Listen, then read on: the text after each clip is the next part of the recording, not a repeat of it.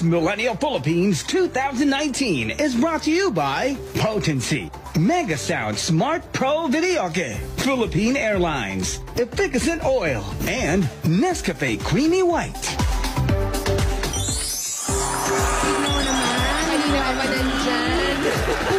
Matatamis ang laman ng ating pasalubong set. Oo, tsaka parang interesting tong ano ha. Sige mamaya. Basta mamaya. Pero araw-araw tayo napapawaw sa ganda ng Pilipinas at sa mga pagkaing sariling atin. Dito lang yan sa Miss Millennial Philippines. Dagdagan pa natin ang travel goals nyo dahil biyaheng Mindanao naman tayo kasama si Miss Millennial Compostela Valley 2019, Angelica Cajes. Be amazed with the country's gold capital as Bulawan Queen 2019 presents the rich culture of her province. Angelica Cajes, Miss Millennial Compostela Valley 2019.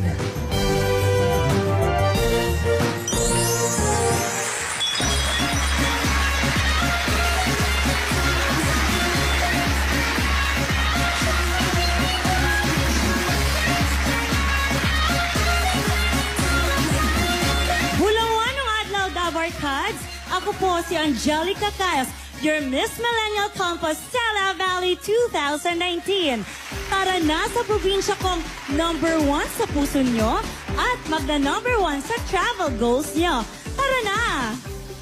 Hi, Angelica! Hello po! Good afternoon! Ma'am Angelica. Si Ma'am! Ma'am. Good afternoon, Ma'am. Good afternoon. O bakit Ma'am ang tawag namin sa'yo? Okay po. Ma'am, it's because I'm a secondary teacher po. Fair. And Yes. you teach PE po. PE. Kaya Physical education. Ganda Yes, ng katawan. Hindi naman po. Mas Fit maganda and yung strong. Ganyan. Yes. Kaya ka nakatagal nagtuturo? Actually, nag-celebrate lang po ako ng 1 year as a teacher nung June lang po talaga. Bago lang po talaga ako as a teacher. Pero ngayon, kasabay na nagma-masters ka din. Yes po. O, diba? Ibang klase si Ma'am. Oo, iba si Ma'am. Pag-usapan natin ang Compostela Valley. It's called The country's gold capital. And also, it is the home of the Rafflesia also po, ma'am. Yeah, the biggest flower. Yes, ma'am. And also, Hindi naman ako Ma'am. Ikaw lang yung sorry. Ma'am. Sorry, kinakabahan at the same time excited. Okay lang. And in Compostela Valley, I have this acronym po, SPG. Hindi po yung SPG na... Hindi strict to Oo, sa tinutubay ng mga Oo. magulang. But S stands for sarap because marami kaming masasarap na pagkain doon sa Compostela Valley. Meron kaming pinipilahan doon ng mga halo-halo. And then P for mga pasyalan kasi from land to waters, marami kaming ma-i-offer sa Compostela Valley. pwedeng pasyalan. And lastly is G po, is for gold or ginto. Dahil nga po yung province namin is known to be the largest mining provinces in the Philippines, one of the largest mining provinces in the Philippines.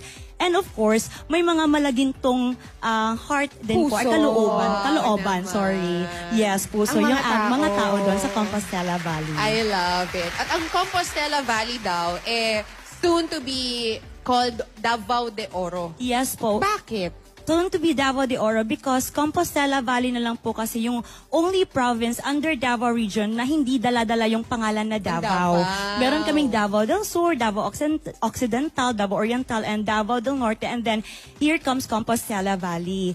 And then we are just waiting na lang po for the plebiscite na mangyari this coming August 7. At eksaktong Davao de Oro because Oro means gold po. There you go. I love it. Oh, marami pa tayong dapat alamin sa Compostela Valley. Angelica, dalhin mo naman kami doon. Yes po.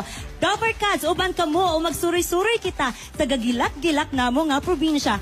At sabay nating tuklasin ang gandang nakakubli sa bayan kong Giliw. Tara na sa Compostela Valley! Ulawan ang adlaw, Dapper Cats. Uban ka mo o magsuri-suri kita sa gagilak-gilak namong probinsya. At sabay nating tuklasin ang gandang nakakubli sa bayan kong Giliw. Tara na sa Compostela Valley! Ang Lake Leonard ay matatagpuan sa New Leyte, Compostela Valley. Ilan sa mga activities na pwedeng gawin dito ay camping, fishing, boating, at mag-relax sa hammock.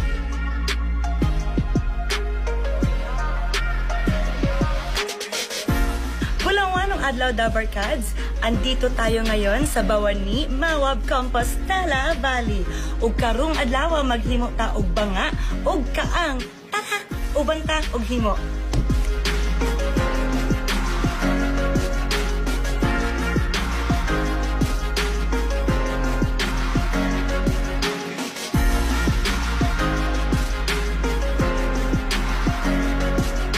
Hello, Dabarkads! Andito po tayo ngayon sa Tinay Resort, New Bataan.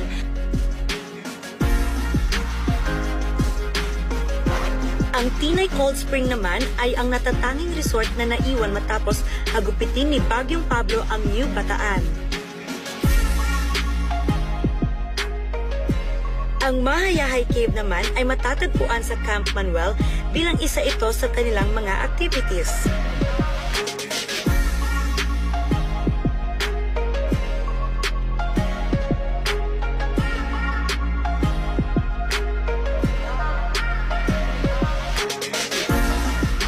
Ako po si Angelica Cayas, your Miss Millennial Compostela Valley 2019. Halina sa probinsya kong number 1 sa puso nyo at magna-number 1 sa travel goals nyo. Tara! One combo, one vision. Parang ang sarap naman mag-swim doon sa Cold Spring. Opo, sobra. Giniginaw nga kami. At totoo nga, nakita nga natin talaga yung SPG. SPG. Totoo, ang SPG sa Compostela Yes, Valley. po. Ang ganda nung lake.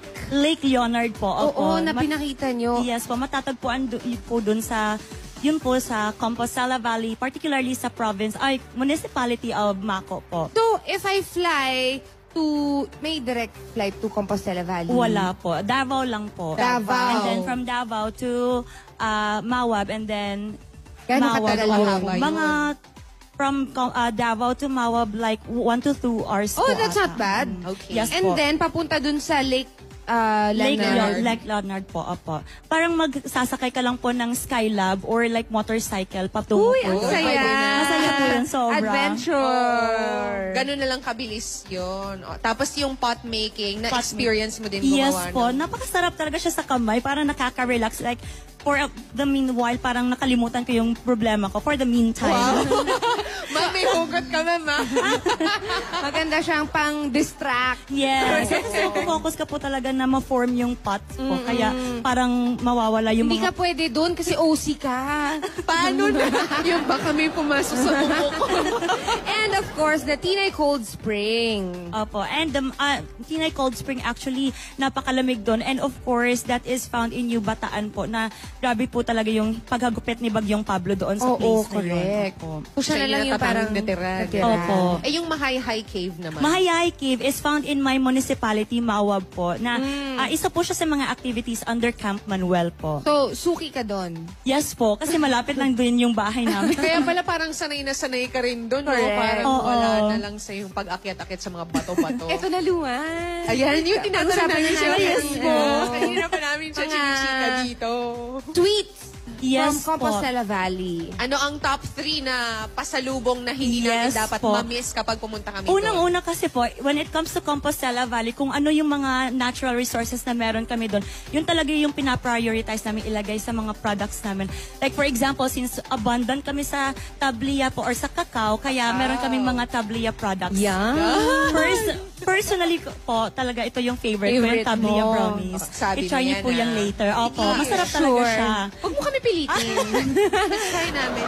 Tapos, ito pong PDL straw bag embellished by Mandaya Woman. ganda nga, Actually no? po yan, nadala po yan sa London Fashion Week. Wow! Opo. Yan po yung ginawa ng mga, ng mga Mandaya inmates, women. female inmates po doon sa namin. And then Okay. embellished with tribal designs po ng mga Mandaya women Ay, namin mga doon sa beads. Maganda. Ibadan. Yes po. And lastly, And lastly po is itong mga namin, ano ba yun?